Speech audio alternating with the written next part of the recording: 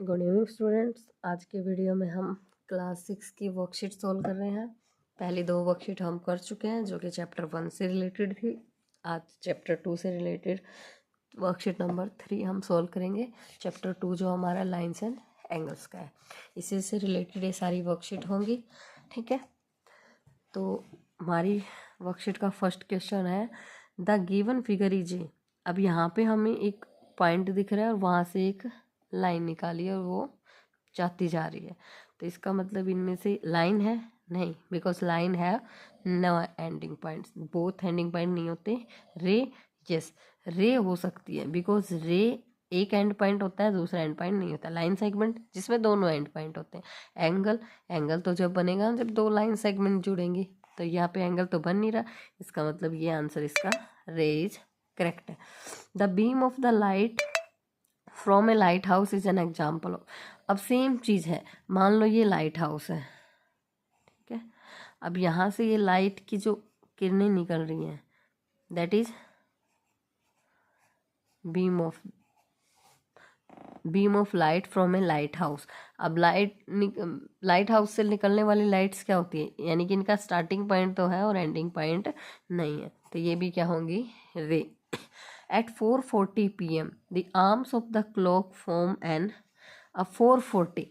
अब हम एक रफली एक बना के देखते हैं।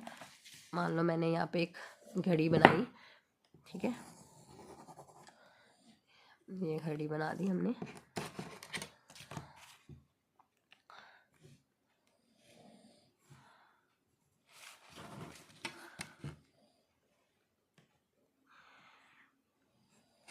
तो दैट इज 12, 6, 3 और 9। अब यहाँ पे 1, 2, 1 और 2, 4, 5, 4, 5, 7, 8, 10, 11। ये हमारी बन गई घड़ी। अब ये कह रहे हैं 4:40, तो 4:40 यानी कि जो यहाँ पे 30, 35, 40, तो 45 पे यहाँ पे घड़ी होगी, सुई होगी हमारी, और एक होगी 4 के आसपास, ठीक है। मान लो यहाँ पे तो 4:40 यहाँ बजेंगे। तो ये हमारा कितने डिग्री का एंगल बन रहा है, 1, 2, 3, 4। हर 5 डिग्री पे कितने डिग्री का एंगल बनता है, हर 5 मिनट पे 30 डिग्री का एंगल बनता है। तो यहाँ से 30, 60, 90 और 120। तो ये 4:40 पे कितने डिग्री का एंगल बन रहा है, दैट इज 120, ठीक है। तो यहाँ पे हम लिखेंगे 120। कौन सा एंगल हो गया, ये 90 से बड़ा हो गया, यानी कि ऑब्ट्यूज एंगल, ठीक है। तो यहाँ पे कौन सा एंगल बनेगा, एक्यूट बनेगा, ऑब्ट्यूज बनेगा, राइट बनेगा, रिफ्लेक्स बनेगा। तो ऑब्ट्यूज एंगल बनेगा, ठीक है। Filling the blanks, there are an indefinite number of line segments on a line. बिल्कुल सही बात है। जैसे मान लो ये मेरी लाइन है, इसके अंदर मैं यहाँ से यहाँ तक की भी लाइन सेगमेंट ले सकती हूँ, यहाँ से यहाँ तक की भी ले सकती हूँ, यहाँ से यहाँ तक की भी ले सकती हूँ। यानी कि किसी भी लाइन पे आप कितनी भी लाइन सेगमेंट ले सकते हो। तो इसका आंसर आएगा ट्रू, ठीक है। The numbers of the lines which can be drawn through a point is. अब ये कह रहा है कि किसी पॉइंट से हम कितनी लाइन ड्रॉ कर सकते हैं। तो नंबर ऑफ, किसी पॉइंट से हम नंबर ऑफ लाइंस कितनी ड्रॉ कर सकते हैं। तो आप कहीं से इस पॉइंट से कितनी भी लाइन पास करवा लो तो सारी की सारी लाइन इससे पास हो जाएंगी, यानी कि हम इनफाइनाइट लाइन को पास कर सकते हैं एक पॉइंट से। ए लाइन सेगमेंट है जी। अब लाइन सेगमेंट किसको बोलते हैं, जिसके दोनों एंड पॉइंट होते हैं, और दोनों एंड पॉइंट होंगे, इसका मतलब उसकी लेंथ क्या होगी, फिक्स होगी। तो यहाँ पे आप लिखोगे फिक्स लेंथ, ठीक है। नेक्स्ट है right the names of any 4 rays in the following figure. अब ये फिगर दे रखी है, इसमें हमें सिर्फ और सिर्फ रेज बतानी है। अब ध्यान से देखो, यहाँ से स्टार्टिंग पॉइंट है और यहाँ पे इसका कोई एंडिंग पॉइंट नहीं है, यानी कि ओ जी, और रे को हम ऐसे डिनोट करते हैं, ठीक है। कोमा कितनी बतानी है, 4। ओ एफ, ओ एम, ओ ओ पी ओ पी, ठीक है, ओ टी ओ टी। आप कितनी भी बता सकते हो और कहीं से भी बता सकते हो। तो यहाँ पे तो हमें 5 है, 5 मिल गई, हमें 4 ही लिखनी थी। आप जो अपनी इच्छा हो वही भी 4 लिख सकते हो, ठीक है। नेक्स्ट है, नेक्स्ट क्वेश्चन है, draw a letter W such that the angles on the sides are 30 degree each and the angle is the middle is 60 degree। Sorry, कोई ये कह रहा है कि W लेटर बनाना है, ठीक है। तो यहाँ पे ये दोनों एंगल तो होने चाहिए 30 डिग्री के, और ये जो मिडल में एंगल होना चाहिए दैट इज़ 60 डिग्री। तो ये हमें बनाने हैं, तो ये W हमें बनाना है। चलो हम D की हेल्प से इसको बनाते हैं, ठीक है। तो सबसे पहले हम एक बेसिक लाइन ड्रॉ कर लेंगे ताकि हमें पता रहे कि हमारा W कहाँ से कहाँ तक होगा। अब सबसे पहले एक लाइन ड्रॉ करेंगे W के लिए। तो ये वाली लाइन ड्रॉ कर ली हमने, ठीक है। अब इस लाइन पे हम 30 डिग्री का एंगल बनाएंगे, बिकॉज उसके जो W बनाना था उसका ये एंगल होना चाहिए 30 डिग्री का। तो ये हमने 30 डिग्री की एंगल ड्रॉ कर लिया, तो इसको इससे मिला दिया, ठीक है। अब इस लाइन पे हम 60 डिग्री का एंगल ड्रॉ करेंगे, ठीक है। अब इस लाइन पे हम 60 डिग्री का एंगल ड्रॉ करेंगे, आप कहीं पे भी कर सकते हो, ठीक है। तो ये हमने किया 60 डिग्री का एंगल ड्रॉ, ठीक है। तो यहाँ से हमने इसको मिला दिया, दैट इज 60 डिग्री,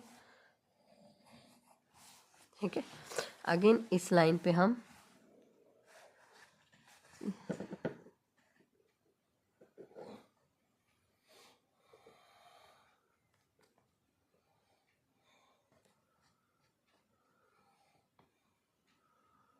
ओके, थोड़ी सी गड़बड़ हो गई है। हमें इस लाइन पे 60 का ड्रॉ करना है, तो हम यहाँ से जब हमने इसको 60 डिग्री का एंगल ड्रॉ किया तो ये आया हमारा यहाँ पर, ठीक है। तो हम ये लाइन यहीं से ड्रॉ करेंगे, ठीक है। तो ये हमने मिला दिया इसको यहाँ। अब अगेन यहाँ पे इस लाइन पे हम 30 डिग्री का ड्रॉ करेंगे, ठीक है। दिस वन इज 30 डिग्री, तो ये बन गया हमारा 30 डिग्री का एंगल। अब यहाँ से हमें कंफर्म है कि दिस वन और दिस वन इज 30 डिग्री और दिस वन इज 60 डिग्री। तो ये हमारा W बन गया है, जो कि ये दोनों एंगल 30 के हैं और ये 60 डिग्री का है। आगे कह रहा है draw the angles of the following degree measure. अब यहाँ पे डिग्री दे रखी है, हमें एंगल ड्रॉ करना है, ठीक है। तो हम यहाँ पे एक लाइन लगा लेते हैं, ठीक है। यहाँ पे हमने एक लाइन ड्रॉ कर ली और उसने सॉरी, सबसे पहले हम बिल्कुल स्ट्रेट लाइन ड्रॉ करेंगे, दैट इज दिस, ठीक है।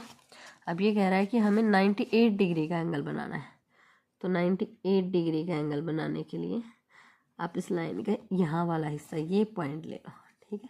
इस पॉइंट पे हमने सीधा रखा 90, ये 90 का है, ठीक है। अब हमें दिस वन 95, 96, 97, 98, ये वाला जो एंगल बना यहाँ से इसको ड्रॉ कर देंगे, ठीक है। ये दिस एंगल इज 98 डिग्री, ठीक है। नेक्स्ट दूसरा हमें बनाना है 135 का, सेम दोनों ऑब्ट्यूज है, इसलिए यहाँ पे लाइन ड्रॉ कर लेंगे, ठीक है। यहाँ पे रखेंगे हम 135, 130, ठीक है। ये वाला 135 का, इससे इसको ड्रॉ कर देंगे, मिला देंगे। तो ये एंगल जो बना है ये दिस वन इज 135, डिग्री। ठीक है, तो ये हमारे दोनों एंगल बन गए 98 और 135 का। अब आगे कह रहा है कि right the names and types of all angles form in the given figure. अब ध्यान से देखना, अब हमारे पास सबसे पहला ये एंगल बन रहा है, दैट इज एंगल CPD। ठीक है, तो जो ये CPD है दैट इज, ये 90 से छोटा है, इसका मतलब कौन सा एंगल है, एक्यूट एंगल। ठीक है, दूसरा है हमारा इसके साथ ये CPB। अब ये 90 से बड़ा है, ये वाला एंगल। ठीक है, 90 से बड़ा है तो ऑब्ट्यूज। ठीक है, नेक्स्ट है हमारा BPQ या BPA। तो ये भी हमारा एक्यूट है। ठीक है, APD। ठीक है, APD ऑब्ट्यूज है। Next DRE, angle DRE। अब DRE आप ध्यान से देखना, जब आप इसको D यहाँ पे रखोगे तो ये आपको जो एंगल हमारा DRE बन रहा है दैट इज 80 डिग्री का एंगल बन रहा है। ठीक है, और 80 डिग्री का बन रहा है, इसका मतलब ये भी क्या है, हमारा एक्यूट एंगल। ठीक है, ये जो हमारा एंगल है दैट इज एक्यूट।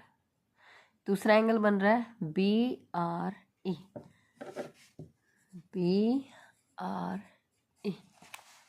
ठीक है, BRE। तो ये जो हमारा एंगल बन रहा है, अब ये आपका एक्यूट है तो ये कौन सा बनेगा, ऑब्ट्यूज। ठीक है, नेक्स्ट हमारा बन रहा है RQP। This is also acute, RQP। Next बन रहा है हमारा RQA। That is obtuse. Next बन रहा है AQE। That is acute. और नेक्स्ट बन रहा है EQP।